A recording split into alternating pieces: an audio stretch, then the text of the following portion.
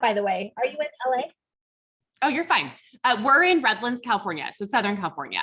Oh, okay. Yeah. So Yeah. I'm in Central. So like Tracy, sorry, hold on one second. Tracy area, like Stockton, like right in between those two. Okay. So, Okay. Yeah. I don't know. If you know, it's not a big deal.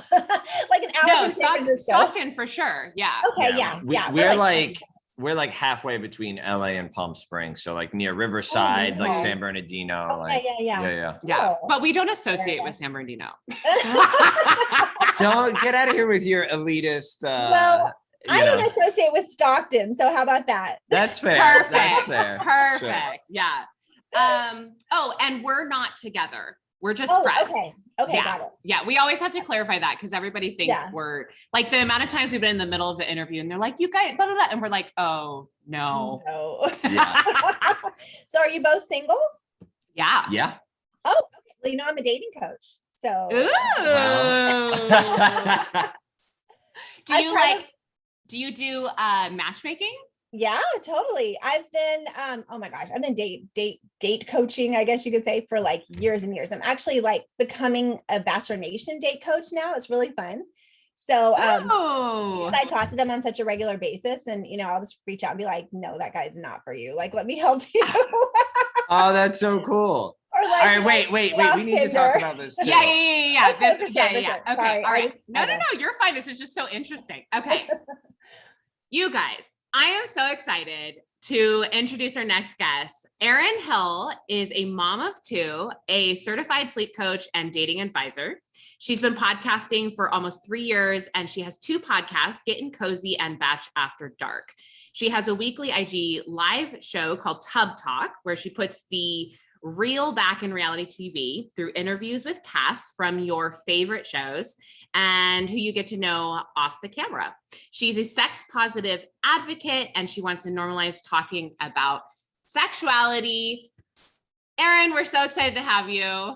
Thank you so much for having me. Thank you. I'm so excited to be here. Yeah. Well, we've been like chatting off the mic. And like, we're like, we have to stop and talk about this because there's so many fascinating things that you do. So I guess maybe just to begin with, like, what do you want to tell our listeners? Like, what is there to know about you? How'd you get started with all of this? So, like you said, I've been podcasting for about 3 years and it does not feel like that at all. It feels like I've been podcasting my whole life, honestly, but for 3 years.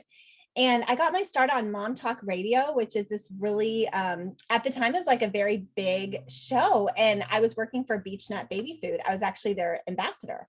And I had a tiny little baby. My son is now 6. So this was a while ago. And they asked me to represent the company on this show. And I was just so incredibly, honored but also very scared because I, hadn't really done radio before, but I always kind of wanted to. Like, I loved listening to like Delilah After Dark and like, I'm really dating myself here, but that's okay. Okay. Oh, Jared, were you down with Loveline in the day? Yes, of course. Oh, see, I've never heard of that. Oh, man. Okay, well, little baby over here. No, I'm kidding. So I went on the show and I think I had like a 15-minute spiel or something, right, about the baby food, about Beach Nut. And I was like, that was so much fun. I feel like I could do this, and so I got together with a friend of mine who had been listening to podcasts for years, and we started our podcast and we had so much fun. We interviewed like local celebrities like in our area first, and this kind of branched out, and we got our big break with Ben Higgins. Original Bachelor from, exactly. One of my favorite Bachelors. Right, of course. He set that bar so high. I didn't realize that my brother-in-law was working with him in Denver, and I was there for their wedding, for my brother-in-law's wedding. And he mentioned it, and I was like, "Excuse me, what? You know this man? Like, you gotta, hook me up. You gotta connect me." Within 2 weeks, he was on our podcast. Oh, I love that. The sweetest guy ever. Shout out to him. I know he's recovering from surgery right now. So shout out. Yes, I saw that. I've been able to meet him a couple times through the years, and he's just a gem of a human. Honestly, he's the sweetest. Really adore him. And just, being able to open that door for us was huge. So once I met him and I went to these like in-person Bachelor events, these like I don't know, there's like an iHeartRadio one with like Ashley and Jared and Blake and Wells. And, I met all the people that I've been like watching, for years. And it was just surreal. And they started interviewing with us, and I was just like, oh my God, this is so much fun. And I loved getting to know who they were off camera. I loved getting to know that person because a lot of them had, really bad edits, or it was just like, they were portrayed not who they really were. And so I kind of took it on myself to say, let me get to know who you really are. I'm not going to have any preconceived notions. I want to know who you are, Love truly. that. Mm-hmm. And that kind of just caught on. People liked that idea and they just kind of told their friends. And then anyway, long story short, I actually branched off and started my own podcast, Getting Cozy with Erin, with the Taste of Reality podcast network. So that's where I am today. And then very recently, maybe 6 months ago, I started Bachelor After Dark. And that was just because of my passion for normalizing sexuality, because it's not talked about enough, and it's certainly not talked about on Bachelor Nation enough. We kind of got a little bit of a taste of it with Katie's season, right? But I took that to like the next level, where we go and ask like spicy questions, favorite position, last time you had sex, like just fun questions that if they're open and honest, they're happy to answer. And it just normalizes sexuality in general. And this is with the Bachelor cast. Love it. Well, and I want to say for those of you who are listening that don't know anything about Bachelor Nation or anything, we are going to talk today about it, but I think we're going to talk about the specific situation with Pieper and Brendan. But we'll explain a little bit of like what happened, and like we'll try and keep you guys in the know. But there's also going to be, we're going to talk about, you're a dating coach. So I guess tell us a little bit more about that. Like, how did you become a dating coach, and like what does that mean? Yeah. So I became a dating coach. I actually worked for It's Just Lunch. I don't know if you guys have heard of that. Oh yeah. Yeah. You probably have, right? Oh, you have too? Okay. Yeah, cool. I have. Yeah. So I worked for them back in Florida. Long story short, I was a nanny for a long time, and then I became a flight attendant and was based out here in San Francisco, and kind of went back and forth between coasts. And in my free time, I started like flying part-time, and I thought, I want to do this part-time. I want to be like a matchmaker, part-time. And It's Just Lunch was huge at the time, huge. Mm-hmm. And so I went in and worked for them and had a lot of fun, and kind of got to know like behind the scenes of matchmaking. And I was just absolutely just fascinated. This is back in, oh my gosh, 2008. So, but I had always fixed my friends up. I'd always like had a very much of an interest in, my friends' love lives and things like that. So it just came kind of naturally to me, but to be able to get paid to do that, I was like, sign me up, right? This is awesome. So I was flying part-time, and I was doing that part-time. And I may or may not have dated some of my clients. I was single. No shame in it. Honestly, amazing. Yeah. I love it. It's a perk of the job, right? It's a perk of the Sure. job. They didn't pay great. No, I'm kidding. But anyway, so I was doing that and flying part-time. And then I met my husband, who I've been married to for 10 years. And we have two children. We're both in school now, 6 and 9. Thank God. I love that they're both in school. And life is so good. I'm so blessed, but I love helping people find the love of their life. I found mine, and he's my best friend. He's my everything. So, and I'm a true advocate that you can have sex every day and still be married after 10 years. It's I love that. It's possible.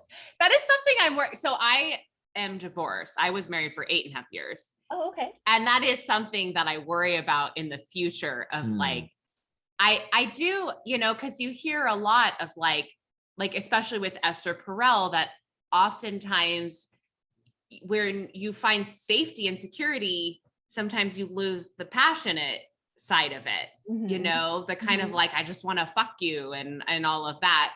Yeah. And so that is like a worry of mine. So what's the secret, Erin? Yeah.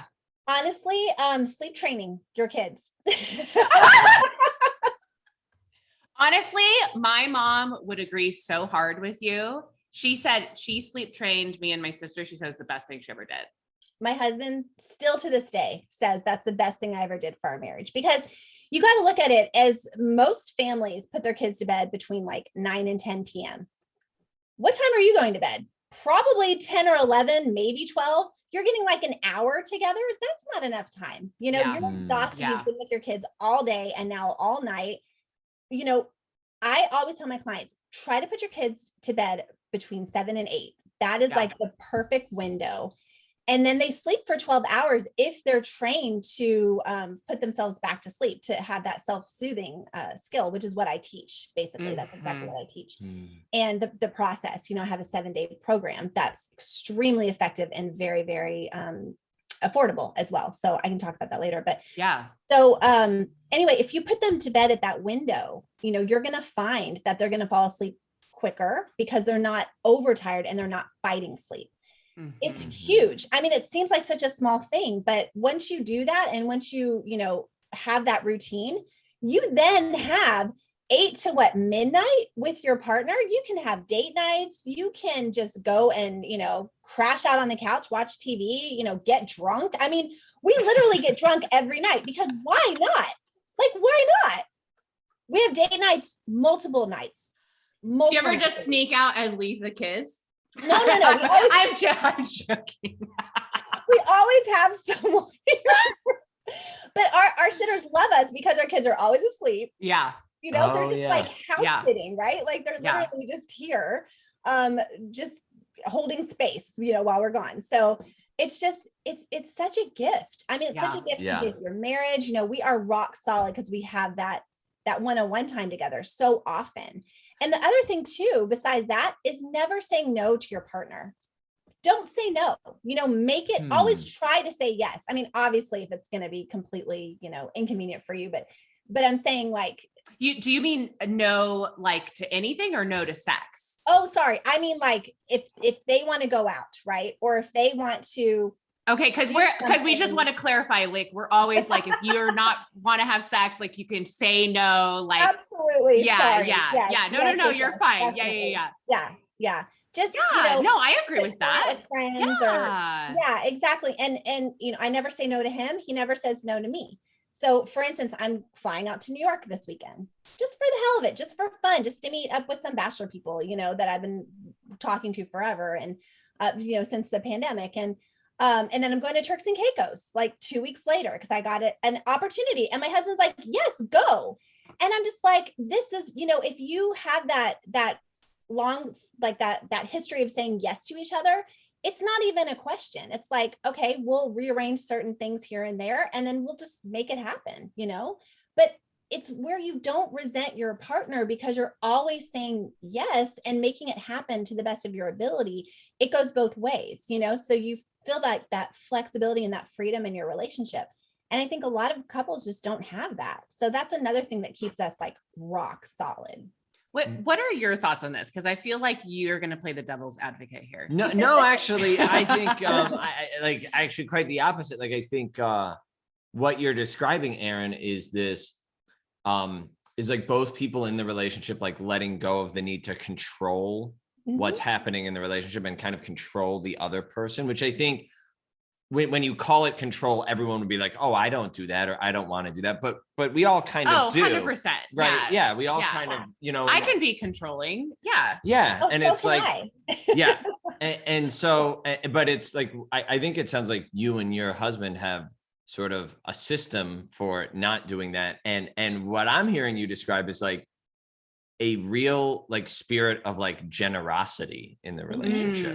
Yeah. Right. Of like giving to each other. And like, if you want to do that and it means I got the kids solo for a couple of weeks, like that's going to be tough, but I'll deal with it. And then, you know, when your husband wants to go golfing with his buddies for 2 weeks or whatever, he knows he'll be able to do that. Right. Like, or even, I even like what you said about like, if you're invited out with friends, like go with your partner, you know, like I just, that's something that my ex-husband and I struggled with, is he had social anxiety. He liked playing video games.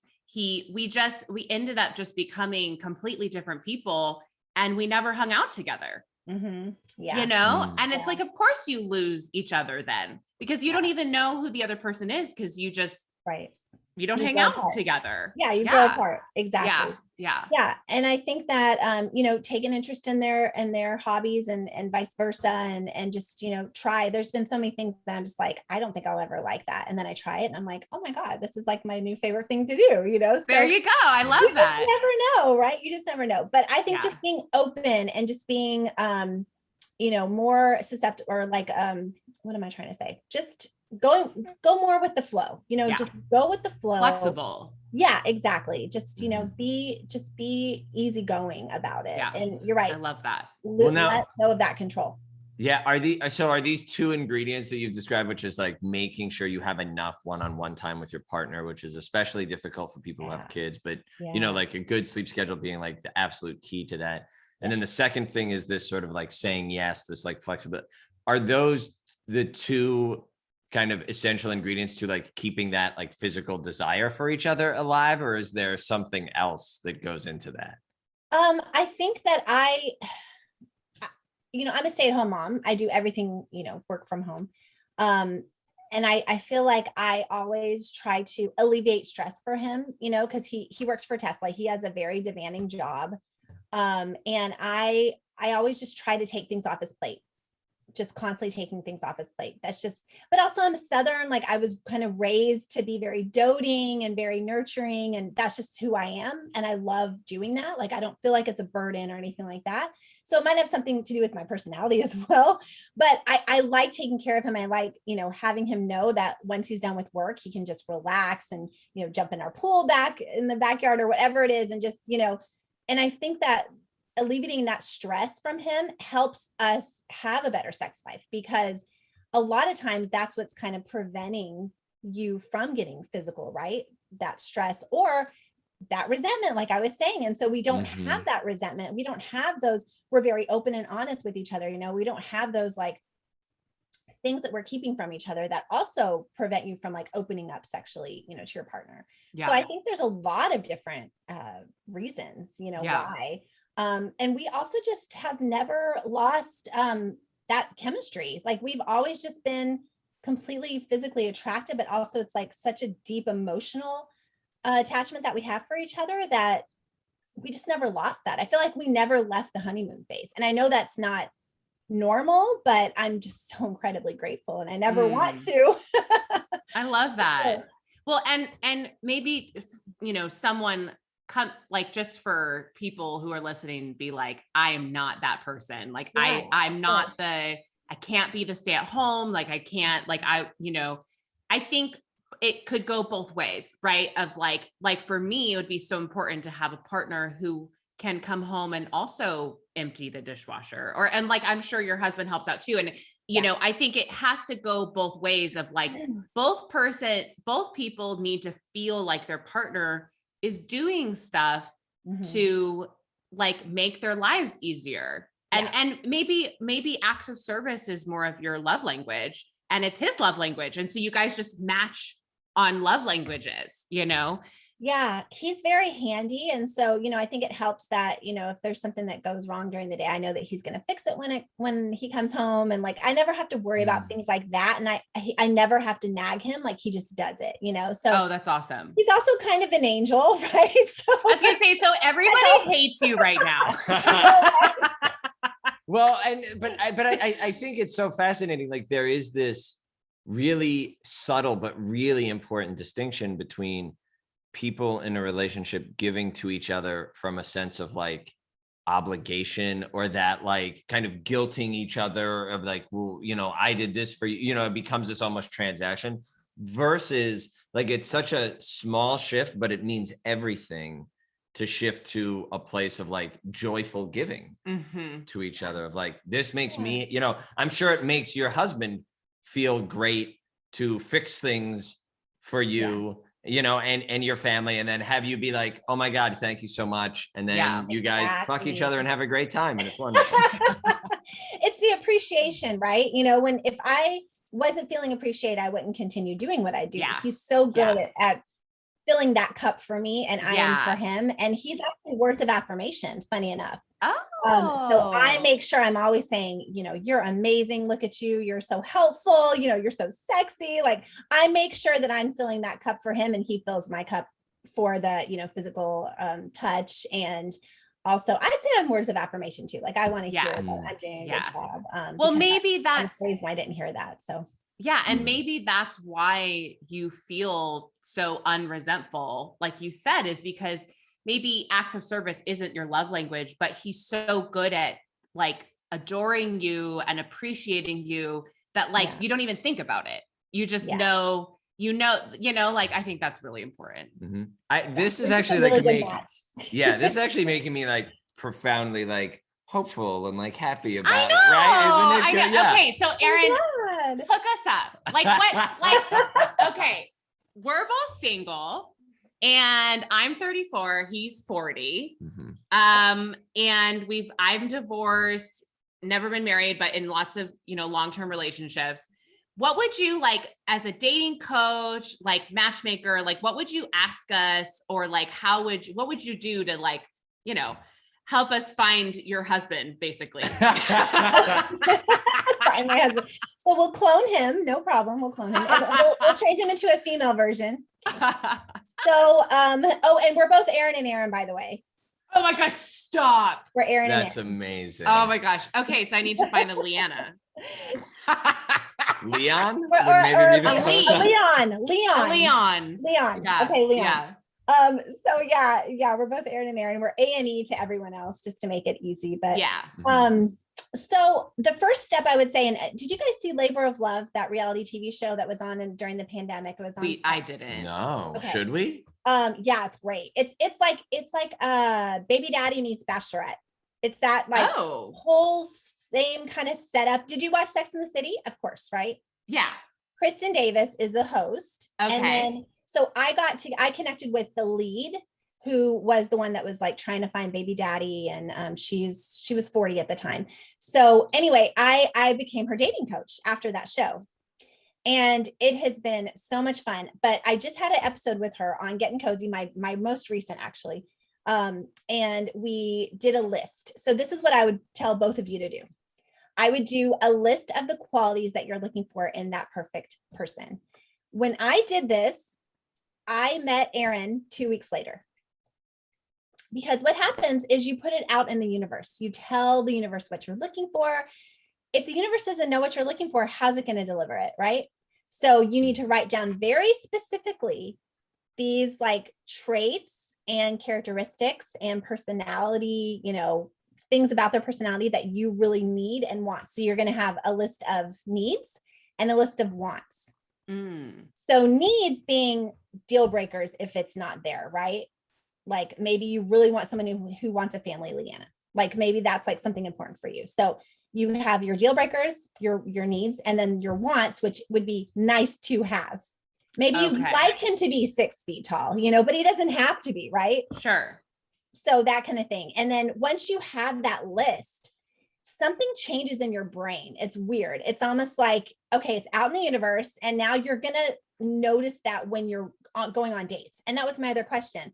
Are you guys currently dating now? She is, I'm not. Okay. So here's the thing. Once you write the list, you got to get yourself out there. This person's not going to just like bust through the wall like the Kool-Aid man. Okay. It's not going to be like that. Like you're going to have to put yourself out there, you know, whether it's dating apps or, I mean, if you're comfortable being on video, honestly, video dating apps are so awesome to use right now. Like that is the best.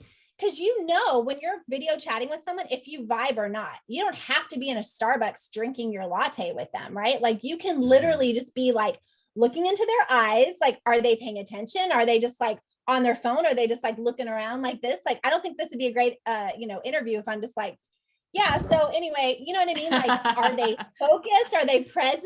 You know? Yeah. So many things can come from a video chat, you know, a video date. So that's what I would recommend for you. Now, Hinge does have that option. So it's nice if you're already on Hinge or want to go on Hinge, you have that video option on Hinge. But there's so many other ones. There's Filter Off, where you have 0 filter. So you know exactly what that person looks like. There's so many. I mean, I could name a million, but can you tell us what was on? recommend. Can you tell us what was on your list before you met your husband? That's so funny because she asked me the same thing. So, oh my gosh, I wanted, again, everything he is. I mean, I wanted someone nurturing, kind, understanding, patient. Obviously had to be attracted, and that was no problem. Just we had a blind date. I was a flight attendant at the time. We had a blind date in Burlingame. You guys probably know where that is, over by SFO. And that's where I was based out of SFO. Yeah. And I was living in a crash pad in Burlingame with like, I don't know, 15 other, pilots and flight attendants. It was nuts. And I remember just walking down the street, I saw him and I was just like, okay, yeah, this is going well. This is great. And we just hit it off. We were literally together from our first date. It was just like, I was probably dating a handful of other people and just dropped them all. When did you sleep together? Within a week, but we literally saw each other every single day. And I even told him, I said, lasts longer than a week now. He's like, oh, thank God. I mean, if you see each other every single day for 7 days, like that's 7 dates. Like, I feel like that's fine. That's a lot to get to know one another. Well, can I ask, and this is probably me like sort of projecting my thing, but no, you're great. Thank you for answering that. Yeah. Had you previous to sort of making your list, like had you been doing some like work on yourself or was it just kind of things lined up? That's a really good question. So I was kind of on a mission. I was literally, this is going to sound terrible, but for 2 months straight, I had probably 2 to 3 dates a day. Like I was on a mission. I was just like, I'm so ready to find this person. I just turned 30. My biological clock was going wild. In hindsight, I should have just frozen my eggs so I could have just like not been freaking out about it. Right. Like that's what Christy Katzman did, the lead of Labor of Love. She froze her eggs so that she could just say, look, it's there. I'm good. But I wish I had done that. I didn't do that. So I was a little bit more in a panic. Not a panic, but just like, me being 35, I'm almost 35. You have plenty of time to freeze your eggs. You're fine. You're fine. Yeah. Yeah.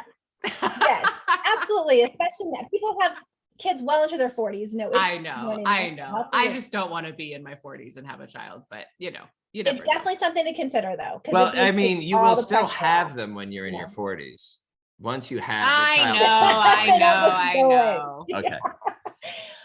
So yeah, I think that so you were on a mission and like, so, and this wasn't like long dates. These were like coffee dates, very, very short, quick.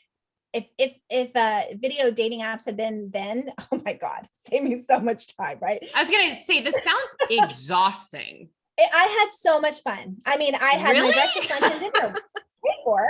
Right? Like I had so much fun. I got to know exactly what I didn't want. Yeah. And then I found qualities that I did want. So that's what I was going to say is once you write your list and you're dating people, you can really go back to your list and say, did those people have what I'm looking for? And if they didn't, don't waste your time. Like you want to be really married to your list. And I even told Christy to like say it every day, look at it every day, live the list. Like you are the list, because that's really what you're looking for. Personified in that list, that's what you're looking for. So yeah, I think that being on the mission and dating so many different people, really told me what I wanted. And I saw like if people were flaky, like that was a deal breaker for me. I wasn't okay with that, right? Like I wanted someone who did what they said they were going to do and that sort of thing. So once I met him and saw all the things he was doing, I was like, well, holy shit, this is literally my list personified, like, and then some, he was all that list and then more. So I knew that had to be my person because no one else came close. You know what I mean? Yeah. I love that so much. Because I've done a couple other podcasts and we've had other dating coaches. I actually did a dating coaching program before, like a whole 2-month program. And I've done the list and I've done the affirmations, but I've never done the needs versus wants and then read through it every day. Yeah. So I like that. I think that's new for me and something I can kind of take from that. I have a quick, okay. Who would you say? Oh, sorry. Go ahead, Erin. You can change your list too, though. I was just going to say, Oh, you of can course. modify your list, you know, as Yeah. you date, maybe that's not as important and you move it to the other side, but sorry to mean to interrupt. Yeah, you. no, Go no, ahead. you're fine. Okay, who would you set me up with from Bachelor Nation? Or from Oh F Boy my Island? goodness. Oh, that's an interesting question. Oh, I love the F boys. Honestly, the F boys were so sweet. I've probably talked to over a dozen of them. Yeah, well, And I'm trying actually to. meeting Mark this Oh, weekend. really? Wait, who's Mark? So Mark Which is the redhead that went on a date with CJ at the beach. Remember? And he was like the dad jokes guy. Oh yeah, he's a very he was like one of the first preppy dates sort that of CJ like Brooks Brothers guy. You're Yeah. right. Like, yeah. like run for Congress kind of feel, Yeah. Look, right? yes. Yeah. So Yeah. he is actually friends with, right? He's good friends with Bennett. So I'm gonna possibly meet up with both of them in New York Oh, this weekend. fun. So that'll be really fun. Okay. We But had I Jamie don't- I Wood mean- on, and he was awesome. I love and Jamie. Oh, I'm trying to date Leanna's Jamie. crushing on him big Yeah. time. Yeah. Yeah, Oh yeah, Jamie's a catch. He's a sweetheart. I know. for sure. But I've like, Yeah, I've definitely. like So I made guess, hints. I mean, I'm sorry, Erin, go ahead. no. Go ahead. You've made hints to Jamie. Oh yeah, no, I mean, I've like legit like said on the podcast, like, I have a crush on Jamie. Like I've slid into his DMs. We have each other's phone numbers, but like, I don't think he's feeling it. Cause I feel like if he was feeling it, like he would be like He would. maybe pursuing me, and he's not. Yeah. So I think my Jamie dreams are crushed. Well, he also might be seeing someone and not like talking about Exactly. it. Yeah. That's exactly. the thing. It's hard because a lot of people are seeing people, but they don't want to like make it public because it's such a big deal, right? Right. So you got to take that. So I wouldn't take it personally. You know what I'm saying? But I'd have to know like what your type is, or if you have a type, and like what you go for. I mean, Yeah. there's so many guys in Bachelor Nation. Like that would be Yeah. difficult. Well, I'm trying to mhm. change my type a little bit because I tend to attract emotionally unavailable men.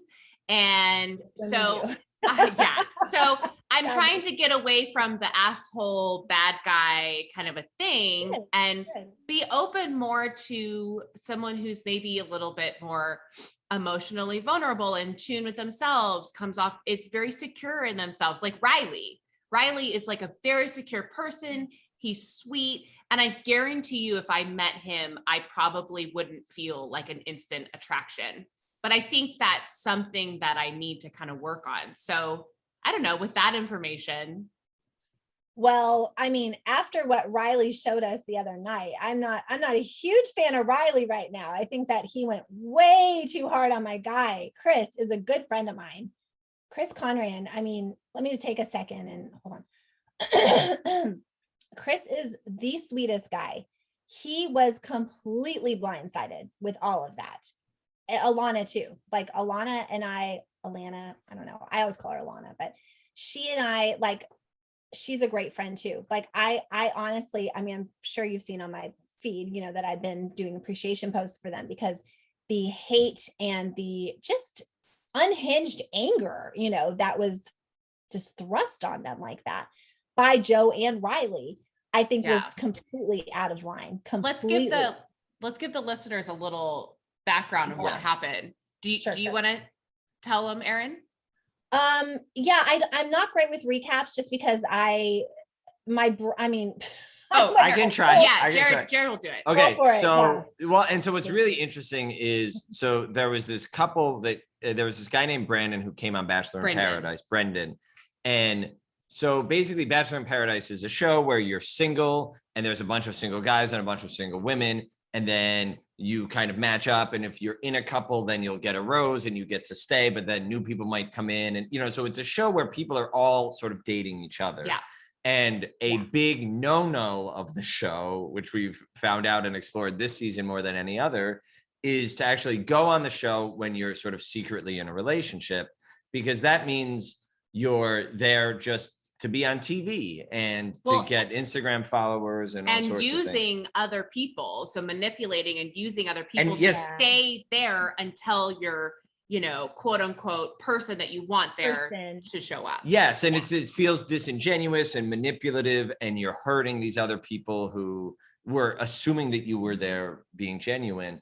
And so So Right. Brendan does that, and then this woman named Pieper shows up, and it becomes clear to everyone that they were very clearly in a relationship, and he had hurt this woman named Natasha. Totally gaslights her, like the definition of gaslighting. yeah. Yes. And then Yeah. and they're caught on microphone having a conversation about how many Instagram followers they're going to get, et cetera, et cetera. Then one episode later, you know, and so the other castmates on the show talk about that, and they express sort of like, that's not cool or whatever. Yeah, they're upset for Natasha, but nothing really happens. Yes. Then one episode later, this guy named Chris, who had been on the show and who had been With Jasenia. yes, sort of dating this woman Who, named Jasenia. by the way, Jasenia totally screwed over Ivan. Like, Yes. did the same thing to Ivan. Okay, anyway, go ahead. Oh yeah, because that's the thing. Like, people start dating someone and then they sort of drop them when someone new comes along. Yeah. So I think what Chris did that was different, though, is that this new woman, Alana, shows up, and he immediately sort of starts flirting with her and then starts making out with her right in front of Jasenia without any conversation, which, okay, look, we've all gotten carried away in the heat of the moment and our attraction for someone, whatever. And then what you're talking about, Erin, is that the other people on the cast, particularly Joe and Riley, really Jasenia. Yeah, really came at Chris and Marissa and Alana, accusing them of, like, you two were together and now you've hurt Jasenia and you guys should leave because you're not here for genuine reasons. Like, it's clear you were in a relationship before this. Meanwhile, they're badgering them, and eventually both of them leave the show that night because they're like, this is a hostile environment. Bullied. Yeah. While Brendan and Pieper are still sitting right there. Yeah. And they don't Drinking leave their pina together. coladas.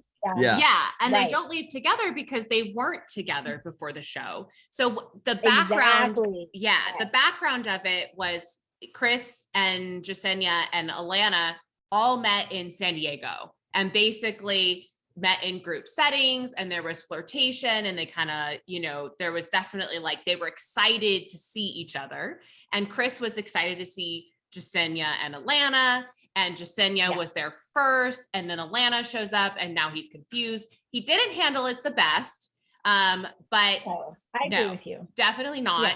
And but it doesn't excuse. It was very. I still like Riley and Joe. And I'm going to say that there's probably a lot of alcohol that was involved in that. And also I think in those settings, they don't know what else to do. They're bored. They're stuck on a beach. Yeah. They probably way overthink things, way overtalk things. I think they went after Chris and Alana the most because they're less involved in the Bachelor community, whereas they like Brendan a lot, or Pieper or whatever. So anyway. That's an interesting point. Yeah. I mean, I think it is because Chris and Alana are not fan favorites. Chris was never a fan favorite. He left Claire's season night one. Yeah. But Joe was a night one person as well. So I just felt like he was on a high horse, kind of becoming like this just self-appointed authority of like Bachelor in Paradise, Paradise or whatever. And I just didn't like that. I didn't like that at all. I felt like there was just total and utter disrespect from both of them. But I do want to say, and I know you were recapping what happened, but I do want to say that, Chris and Alana, they were kissing, but they were not in front of Jasenia at first. So I feel like the producers had Jasenia walk by to see them, and then at that point, like when he's on the dance floor with her, no, that was not okay. And he knows that, but he does not hold his liquor well, I will say. And it's not an excuse, but I'm saying that's definitely what happened, which he was just in like this, you know what I'm saying? Very, very just one track mind at the time. Yeah, it happens. But should have 100% had that conversation. The difference is too, that Chris has apologized publicly. Brendan had a PR fluff apology. Chris's was very sincere. You could tell he wrote that himself, that it was from his heart, as was Alana's. And, Pieper's was, again, very PR. And Pieper's was not an apology. No, it was basically saying, there's editing involved. Like, right. Yeah. No, there was like, and it disappeared. And she erased it, and she deleted it. Like not even 24 hours. Same with Brendan. His was gone, not even 24 hours. So we all know on Instagram that a story stays up for 24 hours. Yeah. So, but why not put it on your feed and just shut people up? Like, why, you know what I'm saying? And then the Instagram following that dropped was so satisfying to see, because I really stress this a lot on my page. Unfollow me. If you don't like what I'm saying, if you don't like what I'm doing, whatever the stance I'm taking, just unfollow me. Don't leave me horrible comments like, those that were left on Brendan's page and Pieper's and everyone else's. Don't do that. Just unfollow them. There's no need. You don't know these people. There's no need to do that, or slide in their DMs and tell them to kill themselves. Like, are you kidding me? Like, just unfollow them so you don't have to look at it. You don't have to see, what's going on. But the audacity and the gall of some people out there that have usually 0 followers, if you go and check their, their page.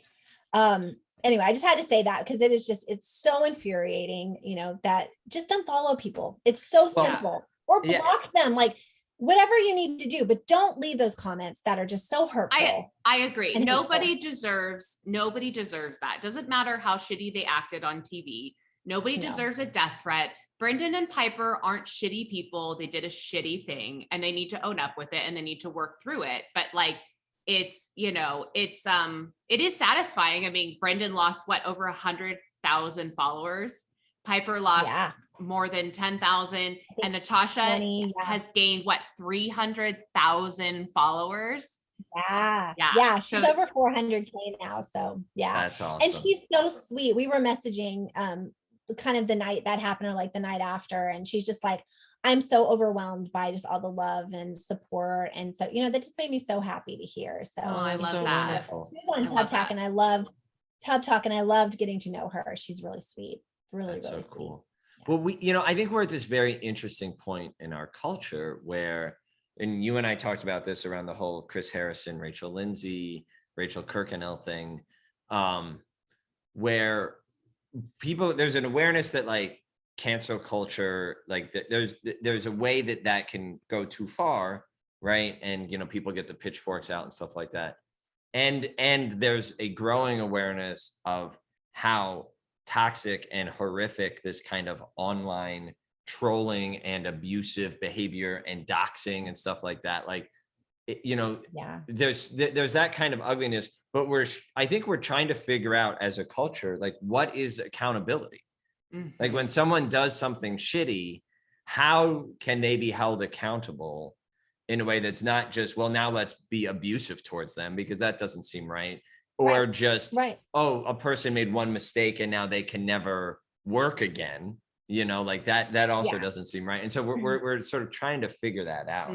But I think in terms of this situation, it's really interesting, Erin. I love that you are holding up the Brendan and Pieper situation, the Chris and Alana situation. The difference to me has to be when you look at like the reactions of Riley and Joe towards Chris, and then them basically staying silent on Brendan and Pieper. It's all relationships. Right. Yeah. And even your defense of Chris is based because you know him. Right. So it's this kind of thing where I think probably the Joes and the Rileys really cared about Jasenia, and they'd been on the beach together a lot. Long enough. Yeah. And like she seemed much more hurt and vulnerable than even Natasha did. Because I think Natasha probably had more cause to be upset and be hurt. Definitely. But she was just kind of like, I got to the bottom of this, like, F you, like, you're terrible. Like, I'm moving forward. And not just like, oh, I'm so devastated. And so I wonder if that has something to do with it. No, there was clearly a protective nature over Jasenia. And maybe they just see Jasenia as like, Natasha's like just badass, like, I'm done here, like laughing at Brendan when he's what did he tell her? Like, you have 0 prospects. You have 0 prospects. And he said something like, you misinterpreted or you chose selective hearing. She died. God. died. I cannot. Oh, yeah. believe that. I love that she laughed and she didn't like punch him in the face. Cause I think I know. anyone there would have punched him in the face. 100%. Yeah. She was just like, yeah. Deserved it. Yeah. Yeah. I agree with you. I think that, I think my issue is that, first of all, Pieper saying she has no regrets. I think that is very bullheaded. I think that's stubborn, and it's very selfish to say that, right? You've heard a lot of people definitely say you have regrets. Like, even if you deep down don't feel it, just say it, because at this point, come on. And then I do feel that Joe and Riley do owe an apology to Chris and Alana for the way that they I agree. I think that's right. I have a question though. You said Alana apologized. I haven't seen it. I don't follow them on social media. I can't for the life of me figure out what Alana has to apologize for. Yeah. What did she didn't do anything. What could she have possibly done? I don't think she did anything wrong. Yeah. And people are saying that she did, and that just makes me mad, but it was more of an explanation than an apology. I think that, I think she was apologizing for kicking Chris out of the van, because that's where people had the issue. Oh. Maybe like they were thinking, you're not even supporting this guy, like you're kicking him while he's down, like that kind of thing. Right. So I think she was saying like, I was sleep deprived, I was hungover, I was this, I was that. I was just so done with the whole situation. I wasn't thinking about like what Chris needed in that moment. She was being, I think she even said, like, I was being selfish. I just wanted to kind of be alone. And I mean, can you blame her? Like she was put through hell. So I totally understand that. Yeah. And she had to leave right away. Like she hadn't even been there for 24 hours. I know. Like, that broke my heart, how right? disappointing. That's exactly. To go through all of that and to wait and to be in quarantine and then have to leave like so quickly. So I think that she deserves a lot more grace. But her story was basically saying like, Chris and I were not together. We were all, in San Diego as friends, getting to know each other. Jasenia was there too. I knew Chris had interest in me and Jasenia, but we were never together in a relationship. Yeah. Which for me was very evident with their conversation, how it went after everything went down. I agree. That was not a couple, because they were not like, again, they didn't have each other's backs like a couple would have, right? Whereas Brendan and Pieper, Brendan and Pieper was very clear they were together. Yeah. Ride or die. Yes, exactly. So I feel like I have a way to kind of bring us back around and sort of maybe get us towards wrapping up. I was going to say, let's go ahead and wrap up. Yeah. Yeah. So, I mean, what I'm curious, Erin, to go back to kind of like your role as a dating coach and, so one of the things that we see, if you think about Natasha's experience with Brendan and to a lesser extent, Chris's experience or Jasenia's experience with Chris, what happens, I think, to a lot of people in dating, and we have experienced this ourselves, and we hear these kinds of stories from our listeners all the time, is like, people are like working out their own stuff, and people might not, like it's a cliche in reality television, like people being there for the right reasons.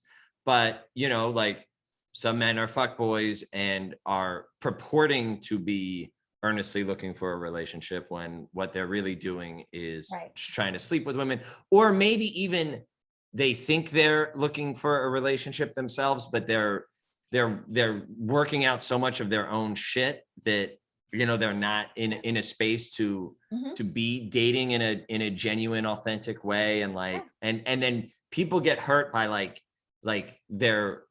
because they're just working out their own pain. And like when Jamie Wood came on our show, he talked about the word toxicity, right? And he was like, that comes from your own suffering that you haven't dealt with and worked out. And I guess, so I think that's the thread that all of these situations that we've talked about have in common.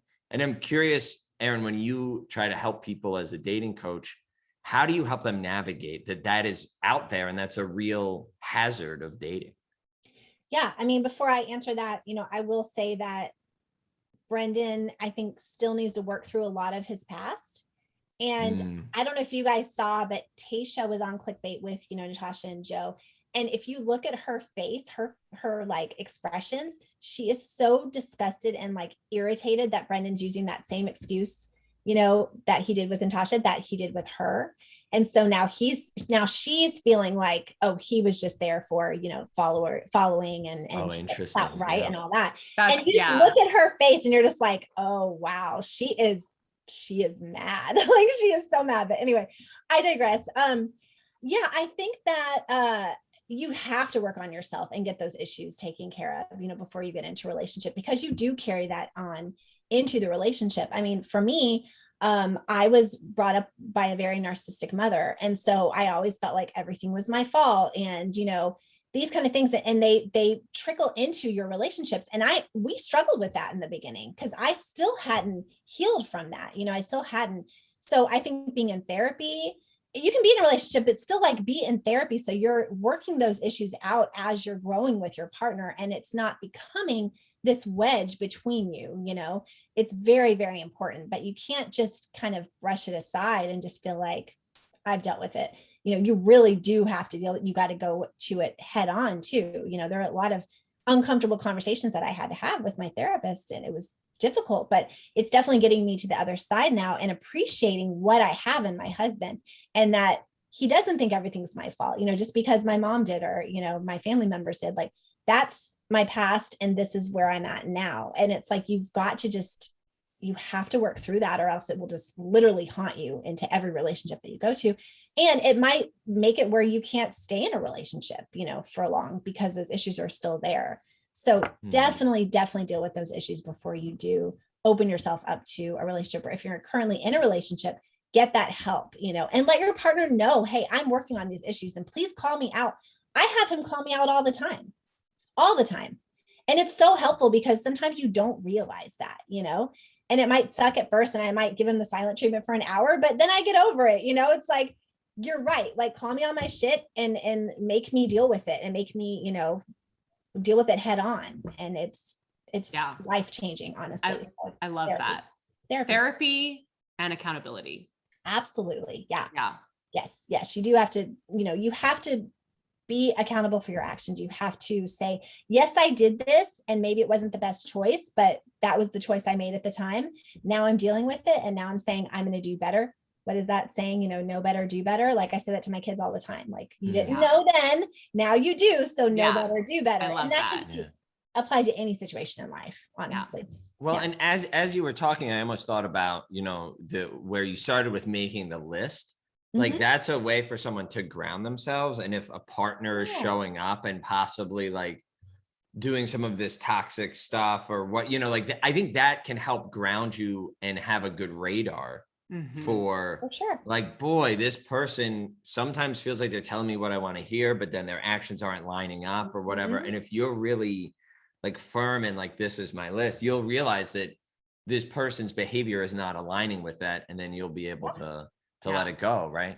Or if you're getting triggered by that person, ask yourself why. And is this somebody that I can tolerate being in a relationship with? I mean, you want to be with that person that makes you a better person. I know people say that all the time and it sounds cliche, but it's so true. He makes me a better person. And that's what I want, because I'm not a great person, 24/7, but he picks up that slack and he helps me become better. And that's what you really want in that person. It's so important. It really is. I love that.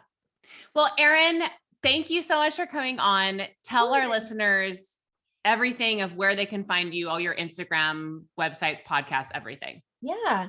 So on Instagram, it's Getting Cozy with Erin, and Batch After Dark Pod is our Batch After Dark Instagram. I will say right now we're kind of going into a little bit of a transition, because since it's Batch After Dark, we want to open it up to other reality TV shows, like having F-Boys on and Love Island people and just whoever, right?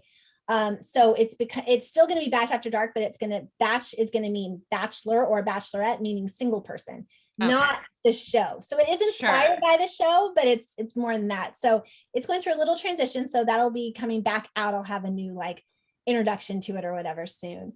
But yes, you can find it there. And I'm on Taste of Reality Network. And that's just tasteofreality.com. And I have a new show every week. And actually, Viviana Coles from Married at First Sight, I'm gonna drop that tomorrow.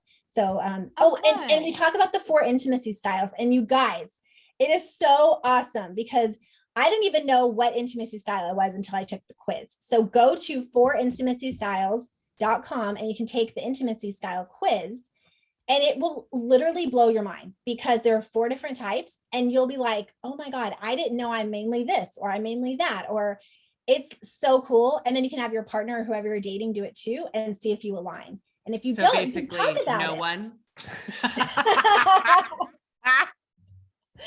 It's really eye-opening. Seriously. That's awesome. That's awesome. Yeah, I'm gonna check it out. Yeah, I'll do that I for thought sure. strong. All right, Erin. Well, thank you so much. We know you have stuff you have to do. And we just so appreciate you coming on the show. Absolutely. It was a pleasure. I love chatting with you guys. So glad we were able to connect. And Yes. you guys should come on my pod. Definitely. We're in. We would love it. Have We're us in. on. Have us on. Perfect. Okay, bye.